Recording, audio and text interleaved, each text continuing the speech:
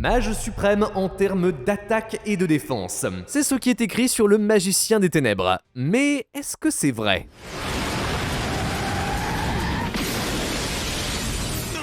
Le serviteur de Yugi n'est pas aussi puissant qu'il en a l'air. Rien que dans la saison 1, il est surclassé par le magicien du chaos sombre. 300 d'attaque de plus, il oblitère Pegasus. Pourtant, c'est encore loin d'être le meilleur. Avec plus de 750 monstres différents, les magiciens sont un des types les plus emblématiques de Yu-Gi-Oh! Qui rassemble les créatures les plus aimées et détestées de tout le jeu. Mais le plus fort, c'est lequel ? Moi, c'est Théromique et aujourd'hui, on parle des 10 meilleurs magiciens de l'histoire de Yu-Gi-Oh! Numéro 10, Magicien Quintet.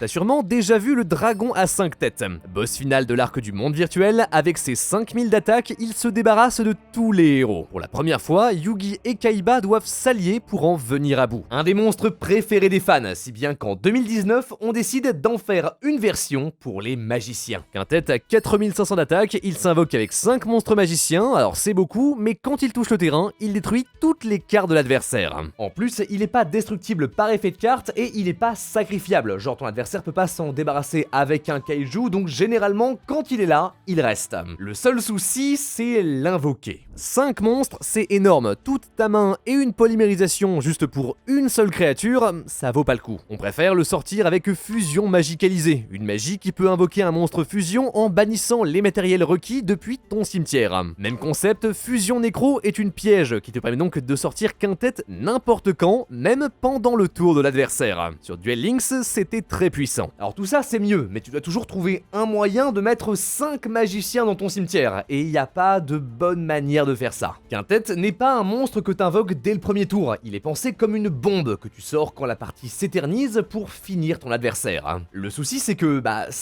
d'autres monstres le font mieux. Si tu veux raser le terrain, invoque plutôt le premier ange déchu, qui ne te demande que 3 monstres. Ou alors si tu veux clore la partie, sors le soldat dragon sombre aux yeux rouges qui brûle directement les points de vie de l'adversaire. Trop galère à invoquer avec un effet dépassé par d'autres, Magicien Quintet est une carte trompeuse. Quand tu lis son effet pour la première fois, tu te dis « Oh ouais, c'est imbattable !» Et théoriquement, dans un vase clos, oui, c'est trop fort. Mais quand tu t'intéresses à Yu-Gi-Oh! Dans sa globalité, tu te rends compte qu'il a beaucoup trop de défauts pour être vraiment compétitif. Ce qui n'est pas le cas de... Numéro 9, Sorcier du Chaos. Le premier bon magicien, c'était lequel ? Même au tout début de Yu-Gi-Oh!, le Magicien des Ténèbres n'a jamais été joué. Surclassé par le crâne invoqué, les mêmes points d'attaque, mais pour un sacrifice de moins. Les vieux joueurs se rappellent beaucoup plus de la Sorcière de la Forêt Noire, qui cherche une carte dans ton deck, de Tsukuyomi, qui retourne un monstre face verso, ou alors de Fracas, le guerrier magique, qui détruit une magie ou piège sur le terrain. Des effets très forts pour l'époque,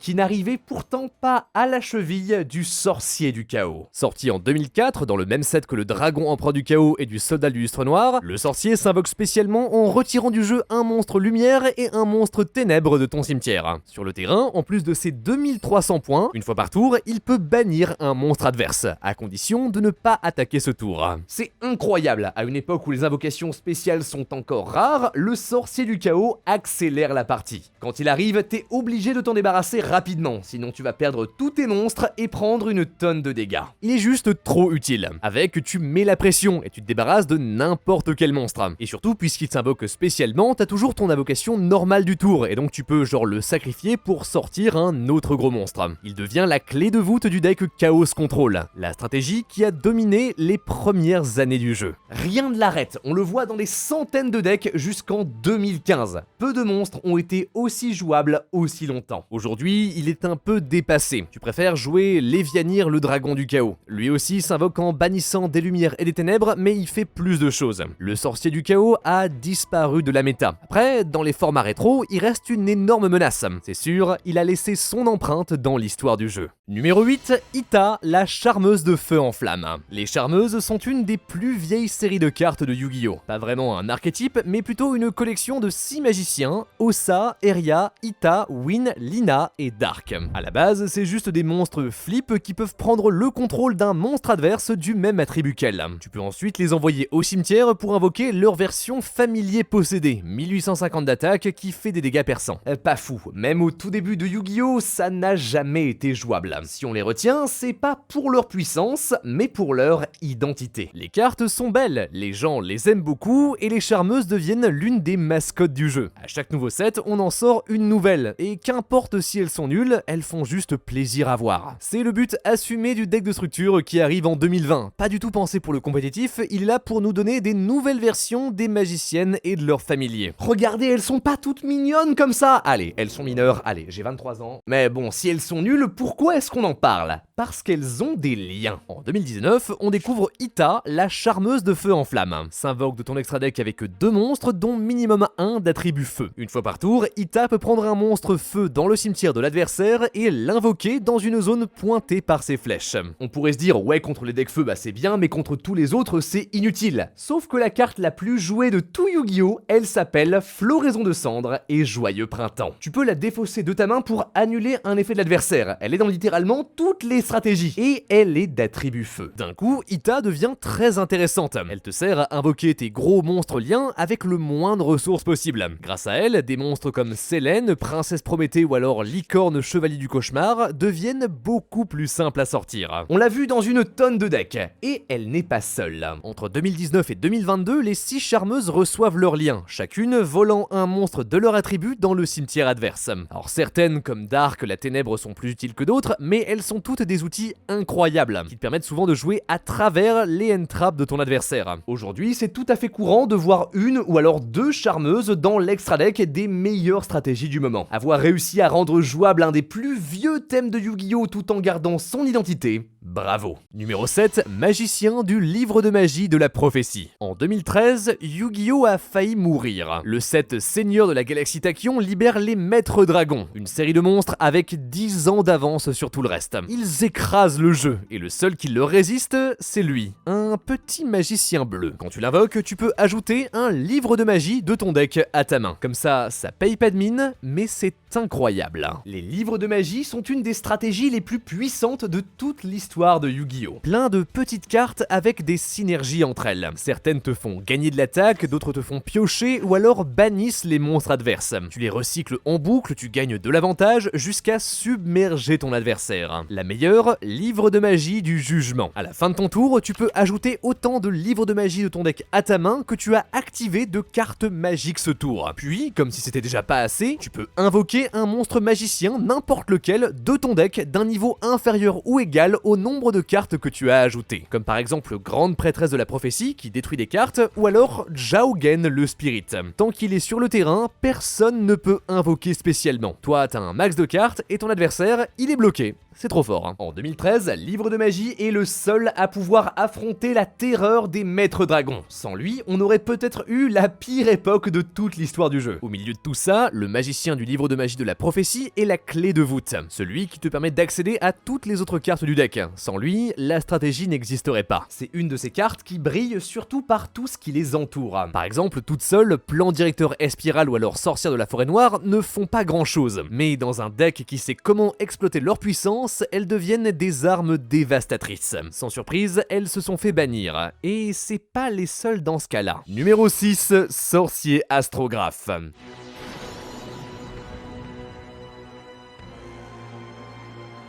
À la fin de Yu-Gi-Oh! Arc 5, Yuya, le héros, passe du côté obscur. Il veut invoquer Zark, le roi suprême, le plus puissant des dragons. Mais pour le libérer, il a besoin de sorcier astrographe. L'amalgame du magicien observateur des étoiles et de magicien observateur du temps, il ouvre la porte qui donne vie à la créature ultime. Dans l'animé, Astrographe est un monstre à effet classique, mais dans le vrai jeu, on en fait une pendule. Ces cartes mi-monstre, mi-magie qui ont 2 effets. Le principal, tu peux le bannir ainsi que 4 dragons de ton cimetière pour invoquer Zark, roi suprême. Sur le papier, c'est incroyable, mais c'est pas pour ça qu'il est dans cette liste. Son deuxième effet dit si une carte que tu contrôles est détruite, tu peux invoquer gratuitement Astrographe. Puis tu peux choisir un monstre qui a été détruit ce tour, ajoutant une deuxième copie de ton deck à ta main. Alors dit comme ça, c'est un peu dur de se faire une idée, mais c'est terriblement fort. Les magiciens pendules adorent détruire des cartes. Sorcier pendule, pote artiste en détruit 2 pour chercher 2 potartis de ton deck, sinon quand il est détruit, Poison Violet se débarrasse d'une carte adverse, tandis que Double Iris va te chercher des magies et pièges. Tout ça aidé par Electrumite Métalphose lourd. À chaque fois qu'une carte pendule est détruite, tu pioches une carte.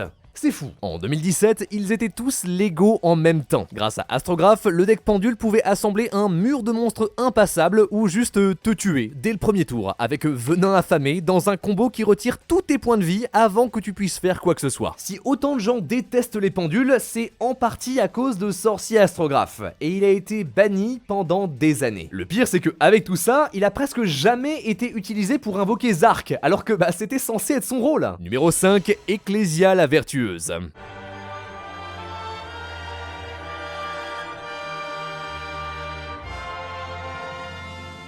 Certaines cartes racontent des histoires. En 2020, on découvre Albaz le Déchu, un garçon capable de faire des fusions en volant les monstres adverses. Il apparaît dans plein d'autres cartes qui racontent son aventure, ainsi que celle d'Ecclesia. Jeune membre des Dogmatica, elle porte secours au garçon et l'accompagne dans son voyage, rencontrant plein de tribus en chemin jusqu'à affronter une terrible menace. C'est l'histoire du marqué, une part incroyable de Yu-Gi-Oh! Qui mériterait une vidéo entière. Dites-moi en commentaire si vous en voulez une. Mais le mieux, c'est que ces cartes-là, elles sont fortes. Niveau 4, 1500 d'attaque et de défense. Si un monstre synchro, Xyz, fusion ou lien est sur le terrain, Ecclesia s'invoque gratuitement de ta main et cherche dans ton deck une carte Dogmatica. Même concept que Magicien de la Prophétie, sa puissance dépend entièrement de ce qu'elle peut chercher. Justement, les Dogmatica ne sont pas en reste. Sentence détruit des cartes, Fleur de Lys annule des monstres, tandis que Albazoa envoie la moitié de l'extra deck dans le cimetière. On les a vus dans une tonne de tournois, tous avec Ecclesia comme pièce centrale. Mais c'est pas tout. Au cours de son voyage, Ecclesia grandit. Elle commence par devenir formidable Ecclesia la Vertueuse. Pendant le tour de chaque joueur, tu peux la sacrifier pour invoquer un Albaz ou alors un âme-épée de ton deck. Puis, elle passe du côté obscur, la naissance de Cartesia. Durant la main phase, en effet rapide, elle peut faire une fusion. Parfait pour invoquer une chimère gardienne et se débarrasser de toutes les cartes de l'adversaire avant même qu'il ait le temps de construire son terrain. En plus d'être devenue iconique, chaque version d'Ecclesia est forte pour des raisons différentes. Elles soutiennent des stratégies uniques et encore aujourd'hui, c'est pas rare de la voir au sommet des tournois. Numéro 4, Endymion, le puissant maître de magie. Si on dit magicien, pendant longtemps on pensait à compteur magie. Mécanique ancestrale présente depuis les tout débuts de Yu-Gi-Oh! Certaines cartes jouent avec des petits compteurs que tu peux accumuler pour activer des effets. La bibliothèque magique royale s'en sert pour piocher des cartes, Fracasse pour se débarrasser d'une magie ou piège, ou alors tu peux en utiliser 10 pour raser le terrain adverse grâce à Canon Magique Mégaton. Et le boss des compteurs magie, c'est Endymion. Niveau 7, mais s'invoque spécialement de ta main en retirant 6 compteurs magie sur une citadelle magique d'Endymion. Si tu l'invoques comme ça, tu peux récupérer une magie de ton cimetière à ta main. Et enfin, une fois par tour, tu peux défausser une magie pour détruire une carte sur le terrain. Sur papier, c'est deux effets incroyables. Pourtant, il n'a jamais été bon. Endymion est beaucoup trop lent. Théoriquement, pour l'invoquer, tu dois le piocher la citadelle et activer 6 magies. Beaucoup d'étapes pour juste récupérer une carte du cimetière. Enfin, juste joue le magicien de la foi, c'est beaucoup plus simple. Même si le concept est très cool, les compteurs magie n'ont presque jamais été utilisés dans le Yu-Gi-Oh! Compétitif.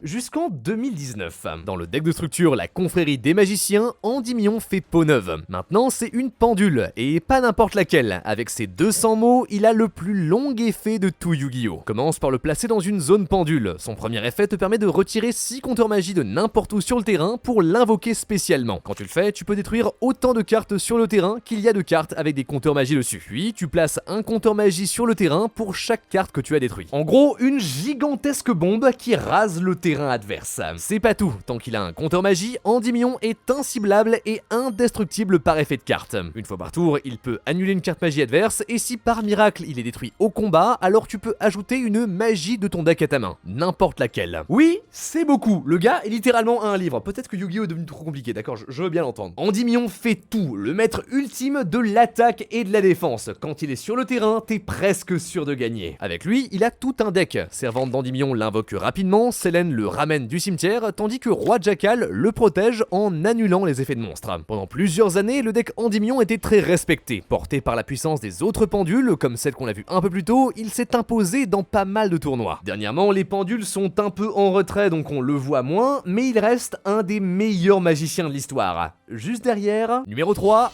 Winda, marionnette de l'ombre, elle. En 2014, Yu-Gi-Oh change à tout jamais. Et oui, on le dit souvent, mais là je vous jure c'est vrai. En plus de marquer le début des pendules, l'alliance des duellistes nous submerge de cartes incroyables qui transforment le jeu. Les Sattel Chevaliers, les Abysses Ardents et surtout les marionnettes de l'ombre. Des monstres flip qui invoquent d'énormes fusions. 2800 d'attaque, construction marionnette de l'ombre détruit tous les monstres qu'elle combat, même ceux qui sont plus forts qu'elle. Elle fait très peur, mais la vraie menace du deck, c'est Winda. Niveau 5, 2300 d'attaque, indestructible par effet de carte. Tant qu'elle est sur le terrain, les joueurs ne peuvent faire qu'une seule invocation spéciale par tour. C'est tout, à peine 2 phrases, et pourtant ça fait 10 ans qu'elle nous donne des cauchemars. L'invocation spéciale, c'est le cœur de Yu-Gi-Oh! Le jeu est pensé pour que tu puisses en faire autant que tu veux. Pour fonctionner, la plupart des decks ont besoin d'invoquer 4 ou 5 monstres en un seul tour, et donc face à Winda, ils sont complètement bloqués. Et cette petite protection contre la destruction là, ça la rend pas impassable, mais juste extrêmement relou. Parfois, si t'as pas une bonne main, et ben une seule Winda suffit à te faire perdre la partie. Grâce à elle, Marionnette de l'ombre est partout, seule ou alors couplée à d'autres stratégies pour les rendre encore plus forts. Winda est un atout colossal, au point où elle dépasse sa propre stratégie. Puisqu'elle est niveau 5, tu peux l'invoquer gratuitement avec fusion instantanée. Problème, comme ça, à la fin du tour, elle s'autodétruit. Sauf que en 2019, on se rend compte qu'on peut l'intégrer aux Orcustes. Tu fais ton combo normal, t'invoques Winda, à la fin du tour, quand elle tente de s'autodétruire à cause de fusion instantanée, tu peux juste faire l'effet de Dingirsu qui la protège et la laisse sur le terrain pour bloquer l'adversaire. Sinon, encore récemment, on l'a voyé dans Tiermentation, le meilleur deck fusion du jeu, qui n'a aucun mal à l'invoquer, parfois même pendant le tour de l'adversaire. Beaucoup sont ceux qui voudraient l'avoir bannie pour de bon. Après tout, c'est une carte trop simple à invoquer qui bloque la mécanique centrale du jeu. Les duels avec Winda ne sont pas amusants. Numéro 2, Aleister l'invocateur. Ok, on va parler du magicien le plus détesté de Yu-Gi-Oh! Aleister arrive en 2016. Niveau 4, quand tu l'invoques, tu peux ajouter une invocation de ton deck à ta main. Une carte magie qui te permet de sortir des fusions invoquées de ton extra deck en bannissant les matériels requis depuis ta main, terrain ou depuis les cimetières des deux joueurs. Toutes les fusions te demandent Aleister et un monstre d'un attribut spécifique. Magellancia, le feu, a beaucoup d'attaque, Caliga, le ténèbre, bloque les effets de monstres, Mekaba, le lumière, annule des cartes. Une vraie boîte à outils. En fonction de la situation, tu peux soit contrôler le terrain, soit briser celui de l'adversaire. Mais ce qui est intéressant, c'est le deuxième effet d'invocation. Si elle est dans le cimetière, alors tu peux la renvoyer dans ton deck, ajoute un Aleister banni à ta main. Ça veut dire que tous les tours, tu peux invoquer normalement Aleister, faire une fusion, le reprendre, recommencer à l'infini. Théoriquement, c'est incroyable. Tu commences avec Mekaba, tu empêches l'adversaire de jouer et tu fais Purgatorio ou alors Ogeodiz pour lui infliger un max de dégâts. Notamment grâce au deuxième effet d'Aleister, tu peux le défausser pour booster une de tes fusions de 1000 points. À sa sortie, ça allait encore parce que pour faire ça, t'as besoin d'autres monstres. Aleister est surtout un complément de deck comme pour Sorcière Vent. Elles n'ont pas besoin de leur invocation normale et elles te donnent les matériels nécessaires pour sortir Raijin qui peut mettre un monstre en position de défense face verso. Mais en 2019, on découvre Salamangrande Almirage. Lien 1 que tu sors en envoyant au cimetière un monstre avec 1000 d'attaque ou moins. Parfait, c'est exactement Aleister. Maintenant tu peux l'invoquer, faire Almirage et puis Gardenat de sécurité. Une lien 1, lumière. Du coup, sans rien d'autre, t'as tout ce qu'il te faut pour sortir un Mekaba ou un Purgatorio. C'est le début de sa gloire. On le voit partout. Aleister est une des cartes avec le plus de top de toute l'histoire du jeu. C'est pas juste un des meilleurs magiciens, c'est un des meilleurs monstres tout court. Un boost pour n'importe quel deck qui n'a pas besoin de son invocation normale. C'est le cas de Marqué, Surnalish ou alors Mech Chevalier. Tu commences par faire Mekaba, puis tu peux tranquillement faire tes combos, protéger des end-traps de ton adversaire. Le mieux c'est de le coupler avec les Dogmatica et les marionnettes de l'ombre. 3 axes qui travaillent ensemble, le deck magicien ultime. En 2020, on en avait marre de lui. On le voyait tout le temps, enfin ça devenait ennuyeux. Les joueurs suppliaient Konami de le bannir. Mais ils ont fait mieux que ça, ils l'ont remplacé. Aujourd'hui, Aleister ne top plus beaucoup. D'autres cartes plus puissantes comme les aventures ont pris son rôle. Il ne fait plus aussi peur qu'autrefois. Sa marque subsiste dans Duel Links. Là-bas, le format est plus restreint et avec sa protection, conclusion, invoquer Cocytus est quasiment intuable. Il a complètement détruit le jeu au point où il a fallu le bannir. Avec tout ça, qui peut surpasser Aleister?